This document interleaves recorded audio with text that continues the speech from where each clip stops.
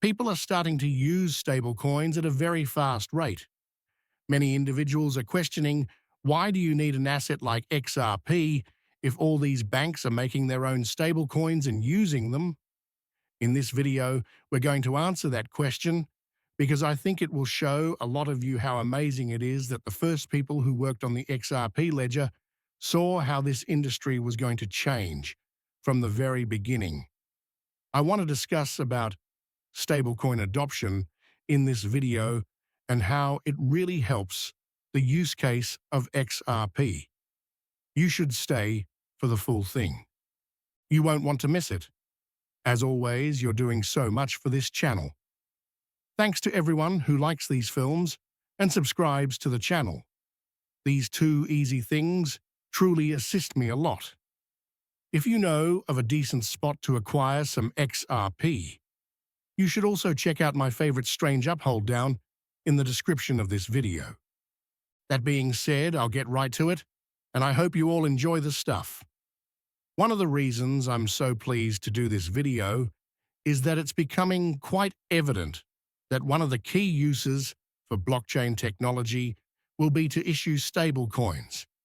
It's very crucial to break out what stablecoin issuance is at its heart right now. It's just a tokenized asset, plain and simple. It's a digital version of real money. There are now many distinct kinds of stablecoins. A private company like Ripple or Circle can issue a stablecoin. People give these companies money at that time, and those companies put that money on the blockchain as a deposit. You will also have different kinds of stablecoins. You might have a bank stablecoin, or a bank that takes your money and gives you a stablecoin that represents a deposit at that bank. The next stablecoin you see will probably be one that is backed by the government or one that the US government actually issues based on some money you have with them. These stablecoins are just a digital representation of the value we currently have in the world. People need to know that these stablecoins don't just exist by themselves. A company issues them on top of a blockchain. We have never seen any form of blockchain technology that doesn't contain some kind of native asset that the chain itself issues. The portion that says by the chain itself is what makes it distinct from a stablecoin. There is always a centralized party that issues a stablecoin, or it always goes back to someone on the opposite side of it. That means you were always putting your faith in someone who had the stablecoin. If you utilize Ripple's stablecoin, you are trusting that Ripple will keep those funds safe. You trust the bank to have those cash if you cooperate with them. You trust the government if you work with it. You can't do it with XRP because no one is issuing it. The decentralized XRP ledger made it. So right there, you can see that a stablecoin is different from something like XRP in a fundamental way. XRP is different from practically every other asset that has ever existed because no one person is actually issuing it. It's a decentralized asset that lives on its own, which makes it perfect for counterparty, less liquidity. You don't have to depend on anyone else for liquidity because no one owns it. It's not controlled by one person and doesn't favor one group over another. It's liquid, so anyone can get it. Now that I've said that, I want to provide some extremely fascinating comments from Ripple about stablecoins. This is the knowledge you need to truly understand what makes a stablecoin different from XRP. Now, I want to discuss about the XRP ledger's architecture and why it was made for stablecoins all along. I want to start with breaking down Andersell's post because I think it provides us a fair notion of the main points we need to talk about here.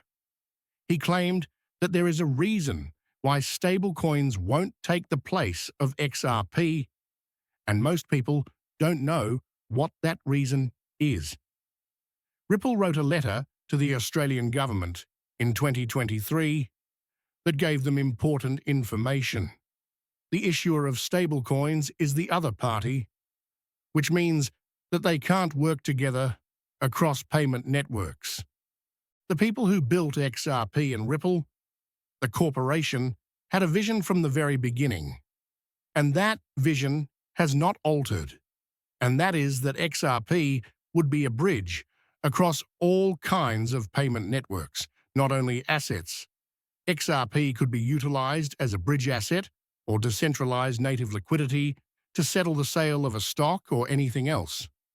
There will be full interoperability between the whole financial system.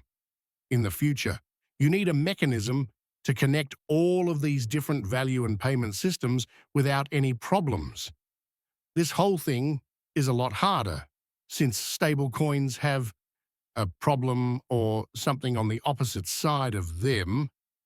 You can't merely connect to a decentralized type of value transmission to get to that native liquidity. To make that interoperability happen, you need to engage with a centralized company, which is the issuer, in the case of stablecoins. So in this way, think about it. What if you had to seek a certain individual for permission every time you wanted to make a website or use the internet? That would raise a lot of problems, because if I owned the internet and said, hey, I only want things about XRP on the internet, if you weren't making XRP content, you'd have to come talk to me and figure out how we can work something out. But that's not how the internet works. Isn't that right? Anyone who only wants to put information on the internet can do that and use the internet's infrastructure to make the network effect happen. That's really the difference between using XRP as a native liquidity and using something like a stablecoin. You still have the asset issuer. When you utilize the stablecoin, you still have the individual who is giving out the stablecoin. If you don't have their permission to make the network effect more complicated, it's basically dead in the water. XRP changes the game totally, since you don't have to ask anyone to use the XRP ledger's intrinsic liquidity, which is XRP. And the more you think about what this looks like, the more you realize that stablecoins are just another way of making the same problem we already have in the financial system. This picture shows that. You have all these different currencies and assets, and stablecoins are just another dot on the outside of this very complicated matrix. You just have more and more assets that need to be connected to each other so that they may be traded. But because that liquidity isn't going through one central point, the situation is still very complicated. For example, someone who has yen needs to connect to every other asset out there. And the same is true for every other asset. XRP, sitting in the middle, makes things a lot easier because every one of these currencies can get liquid to XRP, which means they can get liquid to everything else on the network.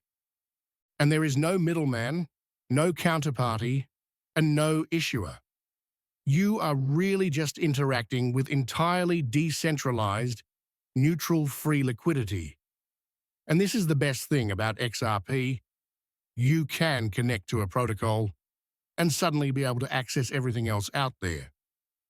This is the most crucial element of how the Ripple team came up with this whole idea. A lot of people forget that Brad Garlinghouse said that we are still in the very early days of crypto. He says Ripple is like Amazon when it was only a bookstore.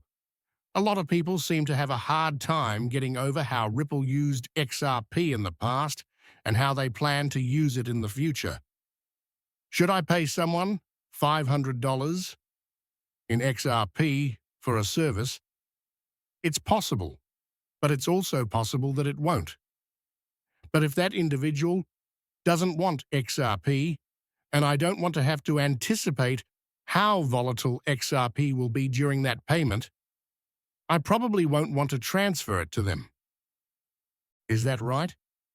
I might want to send them XRP because I have a lot of it, but they might want to use USD instead.